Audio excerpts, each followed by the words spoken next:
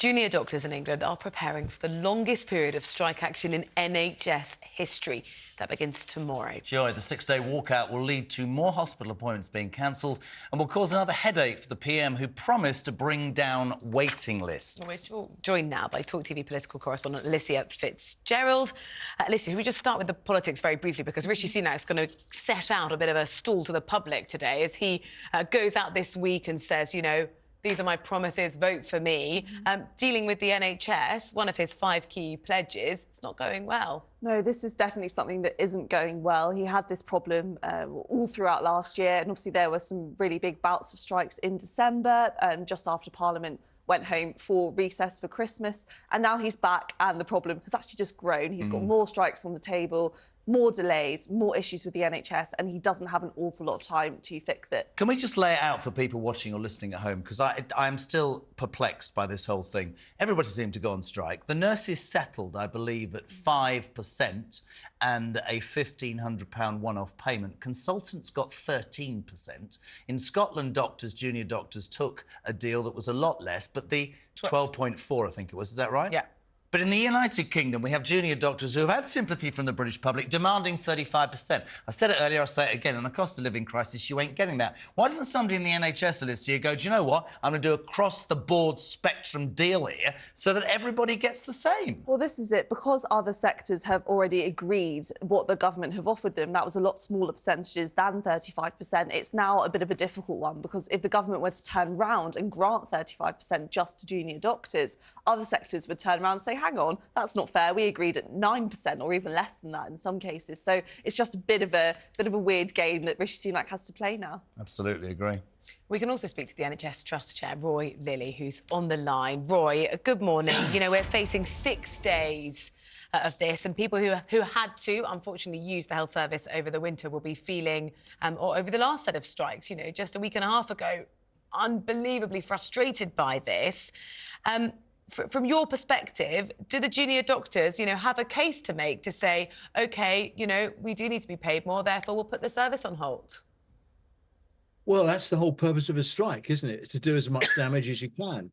And, you know, we've seen it with the rail industry and all the other people that have been on strike. The problem is the people that get damaged here are the public. I mean, if you do the numbers, the junior doctors can make a case for pay restoration of around 35%. That's because they haven't had a proper pay rise for the last 10 years or so, and that's because the BMA have been asleep at the wheel. They've been a dozy old trade union, and governments have exploited that and got away with it. Now there's a kind of day of reckoning.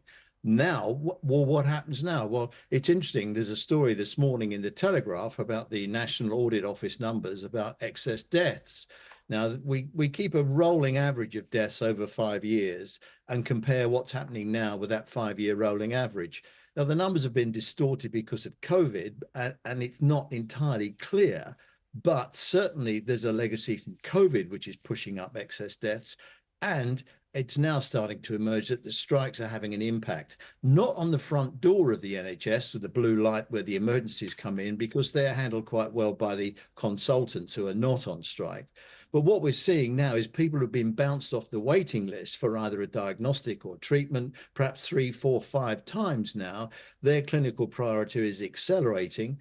And we're starting to see, I think, I mean, we'll have to look at the numbers over a longer period, but I think that bouncing people off a waiting list, delaying treatment, is causing problems and probably deaths. Roy, maybe, lovely to have you on, by the way, my friend. Good to see you again.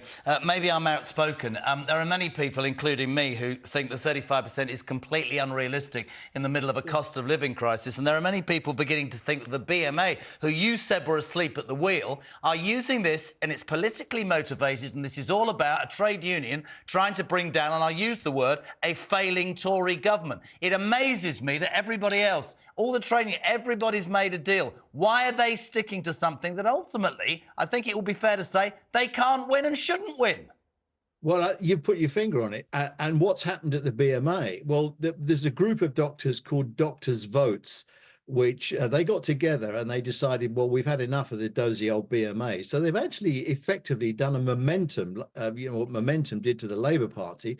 They've done it on the BMA. They've taken over all the regional committees. They now have a majority on the BMA Council. They're effectively running the BMA now, and they're very militant. And I don't think they're going to stop at this.